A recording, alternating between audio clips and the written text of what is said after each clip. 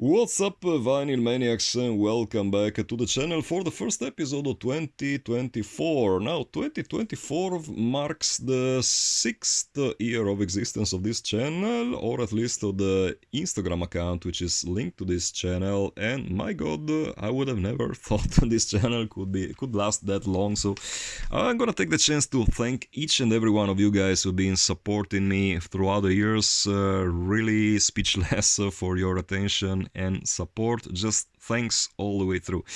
So, hope you had a nice ending of 2023 and a rocking beginning of 2024. Hope you found, which is most important, the truckloads of old school metal vinyl under your Christmas tree.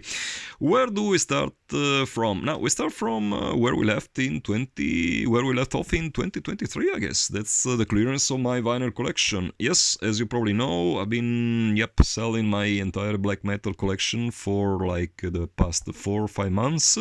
30% of it has gone already, like all the main rarities are pretty much taken, but if you feel like there's any album that you would like to own, just feel free to get in touch as usual.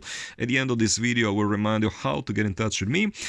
At the moment we're gonna take a look at the new batch of records which found a new owner, starting off with NECROMASS. Now NECROMASS might as well be, this is their first 2 EPs, His Eyes and Boma, might as well be the very best Italian black metal band of all times in my personal opinion.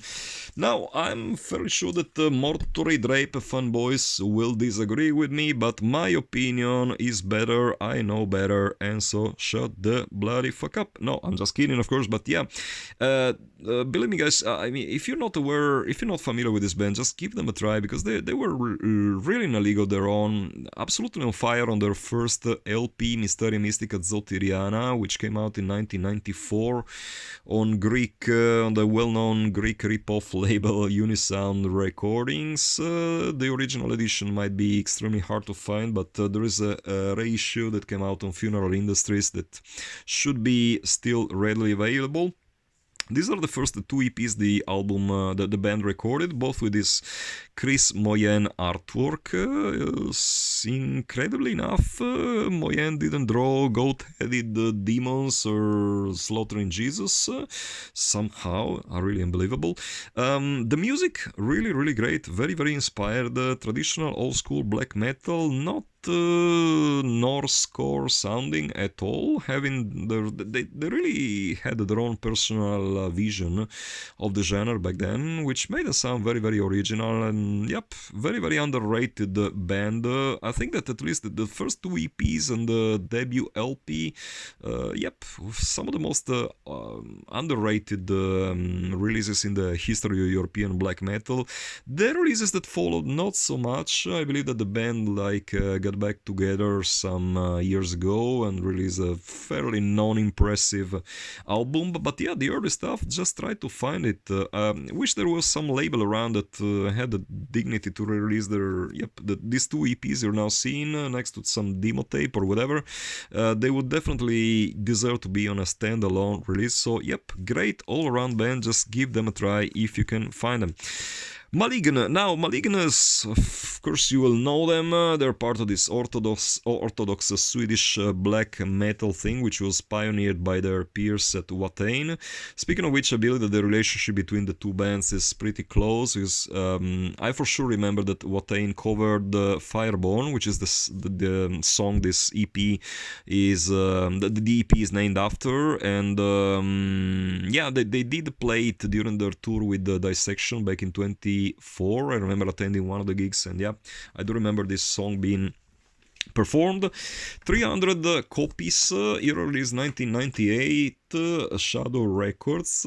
Bloody hard to find these days. You'll probably be able to locate the reissue, which came out some 10 to 12 years ago, if I remember well, but the original EP, not so much. The band, I'm a really big fan of the band. What I'm personally impressed by is their asymmetrical logo, which is something not very common. You don't really see many bands around with asymmetrical logo. It really gives them this very, It's a band whose logo definitely lives up to the name. Definitely something sick and morbid going on here.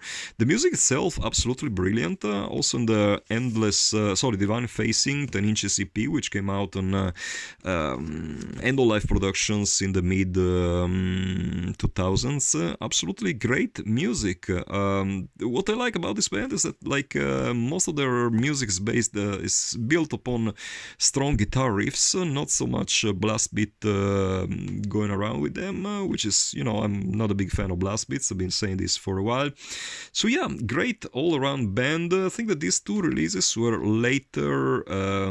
could later be found in a compilation CD that should be still available pretty much everywhere. The band themselves, they came up with yet another 10 inches EP some 6 to 7 years ago, which somehow failed to impress me quite as much, but these two releases absolutely worthy. They should be in every black metal collection.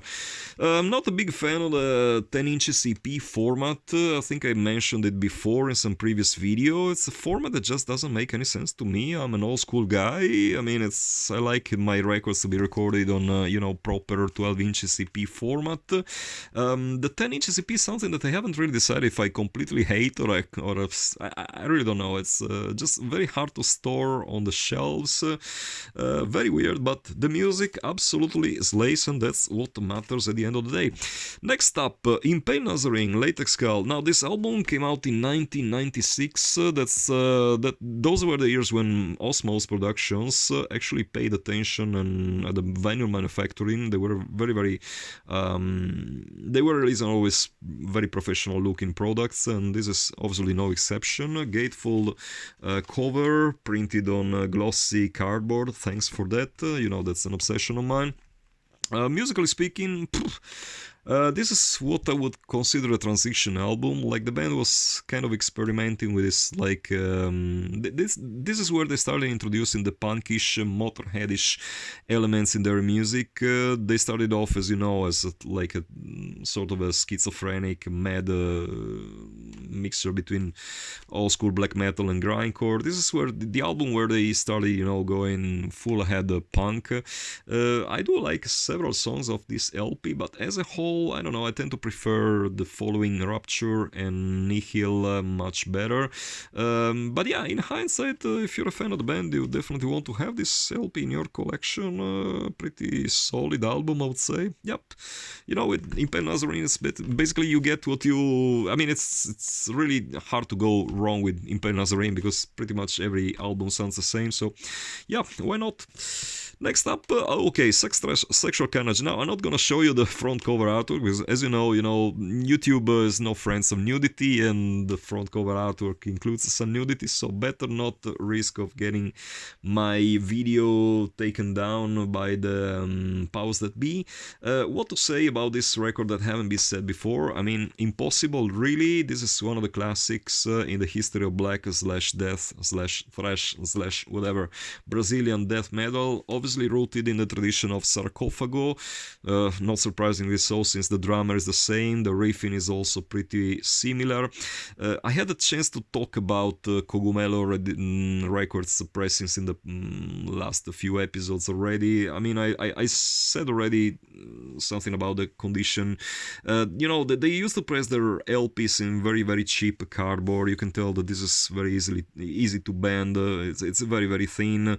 It's very rare to find a copy of these Cogumelo LPs in perfect conditions. This one copy is one of the best preserved ones that I have seen so far. The vinyl itself is close to mint. The cover has some slight ring wear, but other than that, it's in fairly great conditions. So there is a reissue which I think Osmos Productions put out some 10 years ago, I believe. I might consider going for one too, because I mean I officially sold the original. I really don't know about the limitation of this LP. It does include the original lyrics sheet. So yeah, definitely a classic in the history of this subgenre. Can't possibly miss in any black real old school vinyl collection. So yeah, try to go for one if you're able to find it. Last one for this batch, Zemial's Necromasss. Now, Zemial is a Greek band with at least 3 releases. I'm not really sure if they're still around releasing music these days, but the first album, For the Glory of Ur and Necrolatry, the second mini LP, absolutely masterpieces. Totally love this album, really sucks to let it go. Includes some of my all-time favorite songs from the band, Nocturnal Witch and Breath of the Pestilence. Came out on Iron Pegasus Records, I believe in 1999. Now, Iron Pegasus Records is one of the most, dedicated labels around. Whatever release they put out, you can be 100% positive you'll be satisfied with it if your heart beats for, traditional old school black metal, rooted in with obvious classic heavy metal, traditional heavy metal roots. This is of course no exception. The guys signed this copy. I believe I saw them live in Ljubljana 20 years ago, something like that. Yeah, absolutely great records. I'm not a massive fan of the album that followed. I think it was called Nikta or something like that. When they switched to some sort of like mildly Bathory inspired Viking stuff, not exactly my favorite subgenre. I wish they had stuck to this traditional old school rocking black metal. Moyen cover artwork, unsurprisingly depicting skeletons, really incredible. They don't have any, it doesn't include some, I don't know, Jesus slaughtering, Jesus beheading scene, because that's what the man is mainly known for. Really, there are really a few things that get on my nerves more than Moyen artworks these days, because they all literally look the same. I have seen a few of his works from the last few years. Absolutely horrible and childish. I mean, this made sense until, I don't know, the early 90s, and somehow a lot of the all the magic was gone. The record has been plain old, so good old Chris, please try to come up with better subjects. Whatever. That does it for this time. Once again, another episode over. As I said in the beginning, if you're looking for any specific item, if you see anything of interest on my Instagram page, just don't be afraid to get in touch with me. Easiest way to do so, oldschoolmelvinyl@yahoo.com. That's my email. Please don't send me messages on Instagram, because they end up in my spam folder. Don't try to contact me on my Facebook page, because that's hardly ever checked at all. So please just let me know what you need on email, and I will get back to you. As usual, guys, I hope you enjoyed this new episode. Wishing you a nice beginning of 2024. Many more old school metal vinyl for you in the months that will come. Till the next time, keep it loud and heavy as usual.